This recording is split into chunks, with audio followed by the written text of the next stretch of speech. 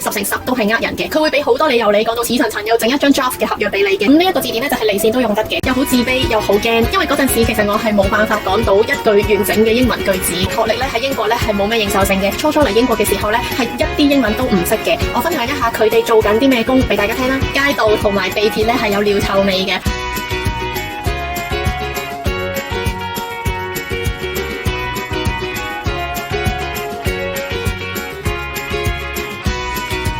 Hello， 我係 Shelly。今日係第4集，同大家分享下英國嘅生活。自從英國宣布咗揸住 BNO 嘅港人可以去英國5+1再入籍之後呢，我收到好多嘅 message， 就問我英國嘅情況啦。咁同大家傾偈當中呢，發覺原來大家都仲有好多顧慮，未敢決定究竟去唔去英國嘅。咁所以今日呢，就同大家傾下你哋最驚嘅3樣嘢，同埋我會提供一啲實用嘅解決方法嘅。第一樣係驚英文，我會同大家分析下英文唔好喺英國生活，其實嗰個問題大唔大嘅呢？同埋會分享翻一啲快速免費嘅提升英文水平嘅方法。第二樣係驚揾唔到工，我會分享翻點樣喺英國揾工，點樣喺香港睇定有啲咩工啱做，同埋點樣 set 翻一啲工作嘅通知嘅。而對於一啲學歷同埋英文水平都未有信心嘅人呢，我會分享下喺英國有啲咩唐人工嘅空缺嘅。而且呢，我亦都會同大家分享翻我喺英國嘅一啲朋友，佢哋係嚟自歐盟小國嘅，佢哋嘅英文水平比我更差，佢哋嘅學歷呢亦都喺英國呢係冇認可性嘅。咁呢，我會分享下佢哋喺英國係做緊啲咩工嘅。第3樣啊，驚唔適應個環境，我會分享下去英國入門嘅住邊度會比較好啲，同埋會提示翻大家英國同香港嘅差異，例如係天氣、飲食同埋娛樂上嘅差異，等大家有多啲心理準備，咁到時就冇咁驚噶啦。咁開始之前都係想呼籲翻大家 subscribe 我嘅 channel， 同埋打開隔籬個鐘仔，因為咁樣做呢先可以鼓勵我拍多啲呢類型嘅影片嘅。咁我哋依家就進入主題，首先講驚英文呢樣嘢。其實英文呢係一種溝通語言嚟嘅啫，大家明白就得嘅啦，唔需要話太在意個口音、個用字同埋個語法嘅。因為喺英國入邊咧，越多工作機會嘅地方，即係大城市咧，就越多唔同國籍嘅人。咁其實咧，英國人咧，佢哋自己都明白英文係世界通用語言，每個人都有佢哋唔同嘅口音，所以佢哋都唔會話笑你啊，或者歧視你英文講得唔好嘅。其實我發覺好多時係香港人先至會笑人英文差嘅啫，外國人咧係唔會笑人英文差嘅，因為其實咧英文咧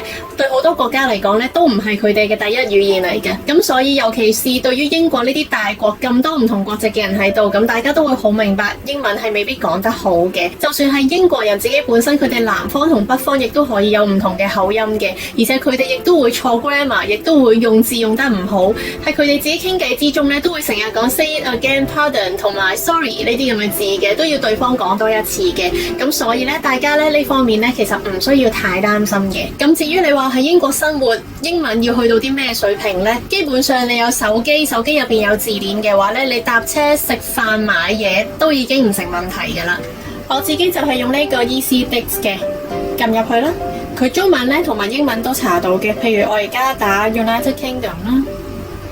咁佢就出到中文解釋咧，相反都係一樣嘅啫。你打中文佢又會出英文。咁呢一個字典咧就係離線都用得嘅，咁所以咧就算你冇網絡嘅情況咧，你都可以用到，同埋佢亦都有得發音嘅。咁但係都好老實講，英國係一個英文嘅國家啦，佢其實好少地方咧你會見得到中文嘅，就算係大城市咧都未必有中文俾你見到嘅。咁所以咧，如果日常生活中你能夠講到幾句嘅話咧，就會更加好，因為始終你去搭車你都要識得睇車牌，你問路啊、食飯點菜啊都要用到英文嘅。而且好坦白講，你去到一個新嘅國家，你都好想去融入佢，而唔係永遠都黐住唐人街噶嘛。咁所以如果你能夠改善到你嘅英文水平嘅話咧，咁就會更加容易融入呢一個新生活啦。如果你本身嘅英文太差嘅話咧，英國嗰邊咧係有好多語言學校嘅，非常非常之多嘅，個費用咧係1000幾蚊就已經有得上噶啦。咁就視乎你去邊一間語言學校翻學啦，同埋你個課程有幾長，同埋係 take 啲咩課程嘅。咁第一集咧，我哋就詳細同大家講過點樣揾呢啲語言學校啦。咁我依家就好快速咁樣重溫一下啦。如果你想睇詳細嘅話，就去翻第一集啦。咁第一集嘅 link 同埋呢個點樣揾語言學校嘅 link，我都會放翻落去 description box 嘅。佢個名叫做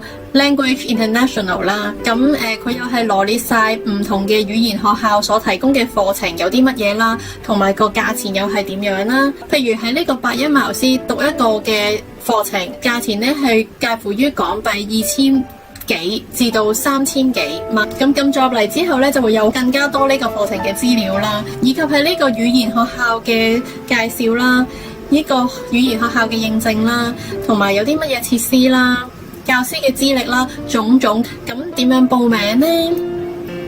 隔離右邊呢度有一個現在就報名。咁當你撳入咗去之後呢，你咧就會填翻你期望幾時開學，咁之後留埋你嘅個人資料咧，再撳埋入去咧，咁之後就會有人喺電郵嗰度不斷去聯絡你，幫你去跟進噶啦。咁至於出發之前咧，我都建議大家咧，利用呢一段時間咧，好好咁樣提升翻啲英文先嘅，因為英國政府依家都未公布新嘅 visa 個 details 係點啦，同埋就算佢公布咗之後，我哋都需要時間去準備啦。咁所以咧呢一段時間咧，其實咧大家都可以咧去改善翻個英文嘅。其實我自己本身咧都係屯門區長大，同埋喺屯門讀書啦。咁所以咧，當我讀大學嘅時候咧，我其實嗰陣時我都好驚嘅，因為突然之間全部嘢都係用英文啦。咁我又見到好多名校出嚟嘅同學，佢哋嘅英文又啦啦聲啦。其實我又好自卑又好驚，因為嗰陣時其實我係冇辦法講到一句完整嘅英文句子嘅。但係當其時我又知道自己係有一個好急切性去改善翻自己英文嘅水平啦。咁所以今日我都同大家分享翻我少少嘅心得，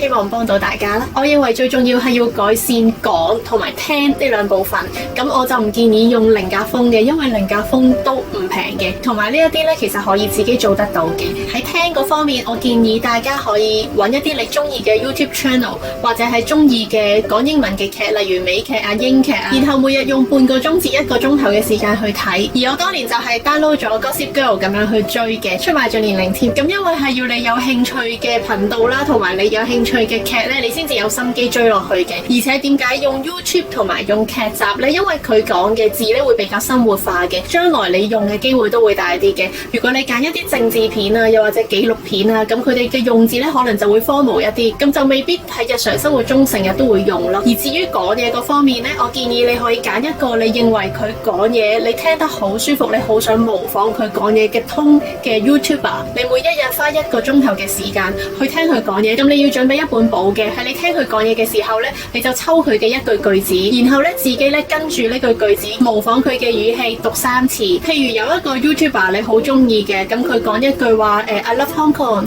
咁你好中意呢一個 I love Hong Kong 呢一句句子咧，你可以將佢寫低喺你本簿度啦，然之後你跟住佢讀3次 I love Hong Kong I love Hong Kong I love Hong Kong。 點解要咁做呢？因為咧當你重複3次嘅時候咧，其實嗰種說話嘅方式，嗰種語氣咧，其實咧會喺你個腦咧有一個 footprints 嘅，慢慢咧你就會將呢種模式咧印咗入你個腦入邊。咁久而久之咧，當你下次你要講嘅時候咧，你都會不經意地咧模仿到佢嗰種通出嚟嘅。咁呢一個練習每一日要做1個鐘，喺呢1個鐘入邊咧，你就抽佢嘅唔同句子寫落嚟，每句讀3次。我可以保證呢一個方法，只要你跟住做嘅話咧，對你英文講嗰方面咧係一定有幫助。咁之後我哋講下驚搵工呢樣嘢啦。喺第1集教過大家點樣用 CV Library 啦，咁而家我哋快速去重溫一下先。然後咧我會介紹一個 Facebook group 俾大家嘅。咁都係啦，如果想詳細睇翻點樣 step by step 搵工同埋 set 工作通知嘅話咧，都可以去翻第1集嗰度睇嘅。工作嘅 keywords 啊，跟住嘅地點啊嗰啲咁樣，下面亦都有分類啊，唔同行業啊，唔同工作類別啊咁樣啦。Register 做個用戶之後咧，你就會出現到呢個版面啦。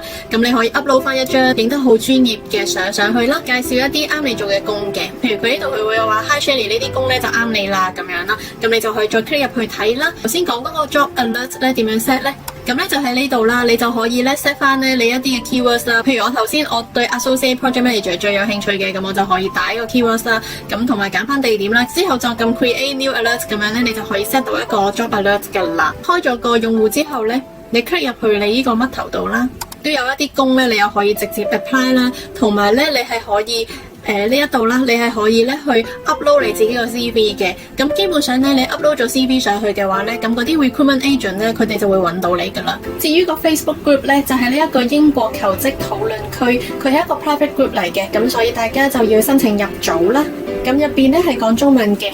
不時都會有一啲工作嘅 vacancy 啦。咁因為佢 private group 啦，我就唔太公開佢入邊嘅資訊啦。如果大家有興趣嘅話咧，就申請入 group 嗰度睇下啦。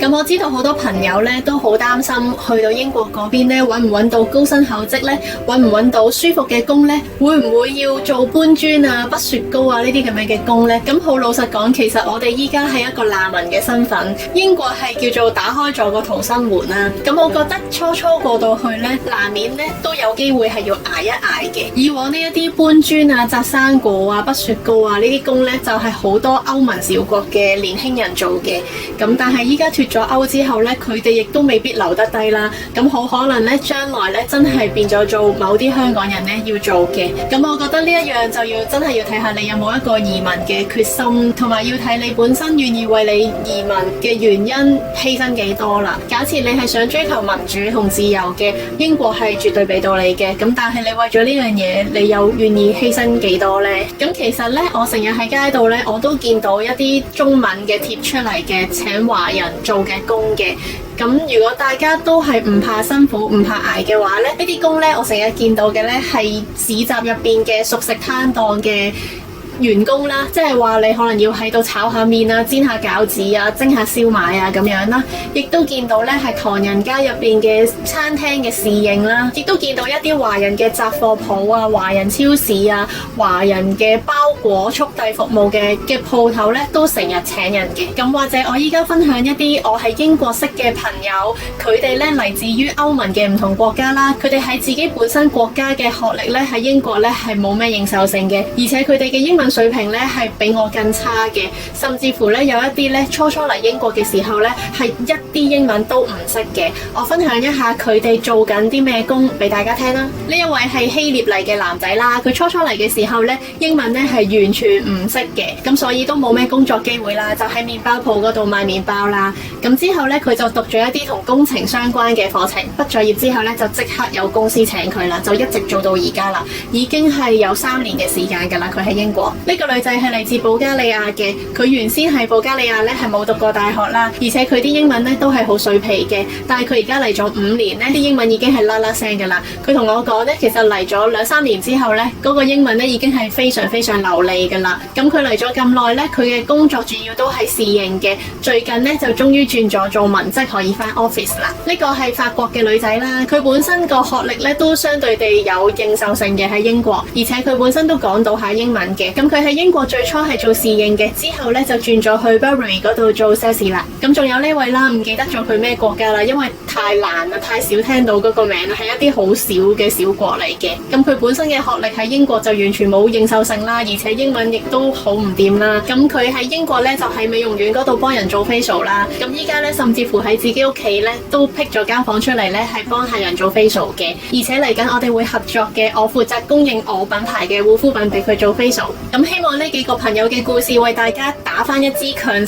針啦，唔需要話太驚英文，亦都唔需要話太驚冇工做嘅。事實上，我喺英國好多嘅朋友咧，佢哋同我講，最初佢哋嚟英國嘅時候咧，都係冇儲蓄嘅，都係帶住一個決心同埋肯捱肯搏嘅精神㗎咋。同埋咧，如果你有一門手藝嘅話，例如你識幫人做 facial， 例如你識剪頭髮，例如你識整甲嘅話咧，喺英國咧係好吃香嘅，好多呢啲空缺，而且人工咧比香港高嘅。同埋有樣嘢咧，想提醒翻少少嘅，最近咧我喺啲英國 group 入邊咧，有好多新人加咗入嚟啦。咁有啲人咧就喺個 group 入邊嗰度出 post 啦，就話自己可以幫人做 consultation 啊，幫人揾工啊等等啦。咁想提醒翻大家要小心啲，呢啲人有冇呃人啦？因為喺英國個 practice 就係如果個 recruitment agency 幫你揾到工嘅話咧，通常佢會喺你嘅年薪入邊抽翻大約5% 出嚟做 commission。咁所以如果有啲人話要收你一筆錢，然之後就免費幫你做啲乜嘅話咧，呢一啲就唔似係英國本身做開嘅 practice 嚟嘅。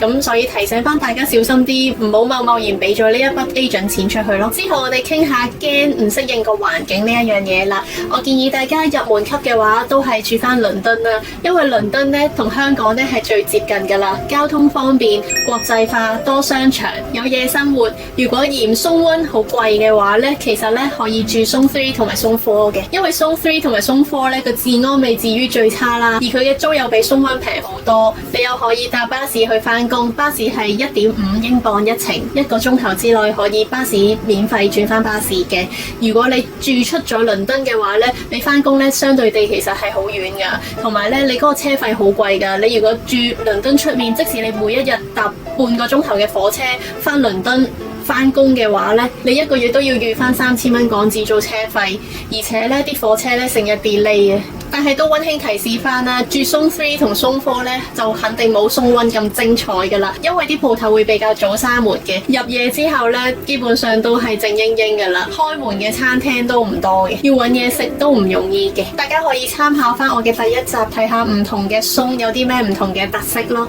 咁呢度有少少溫馨提示俾翻大家嘅，就係咧如果你睇到一啲 post 放租盤出嚟啦，而對方咧要求你先俾一嚿錢咧先至去俾你睇樓嘅話咧，呢啲咧10成10都係呃人嘅，佢會俾好多理由你講到似層層，又整一張 draft 嘅合約俾你嘅，但係咧佢會講話你要先收錢先至可以落實呢一個睇樓嘅 booking。咁其實咧佢係呃你啊，佢收咗你啲錢之後咧就會消失噶啦。咁所以大家記住睇樓咧係唔使錢嘅。其實咧就係我自己親身經歷嚟嘅，我曾經咧爭啲咧俾人呃咗，好彩有當地嘅朋友及時提醒咗我咧，我先至冇俾嗰幾千蚊出去。之後我哋講下英國同埋香港一啲唔同嘅地方，等大家多一啲嘅心理準備去英國啊。第一樣，英國嘅天氣係好乾嘅，比起香港，所以大家咧記得要有加濕器，同埋咧記得要滋潤翻自己，例如係搽潤膚露啊，例如係一啲滋潤嘅湯水啊、潤喉糖啊等等啦。第二樣係個日照時間啦，英國嘅夏天咧日照時間咧可以係好長嘅，去到夜晚9點幾先至日落嘅，而且咧太陽咧有一早就已經升起咗噶啦，佢成日都有啲過雲雨嘅，所以你會見到咧陽光普照嘅同時咧又落緊雨噶，但係每一次咧啲雨咧好快又會停噶，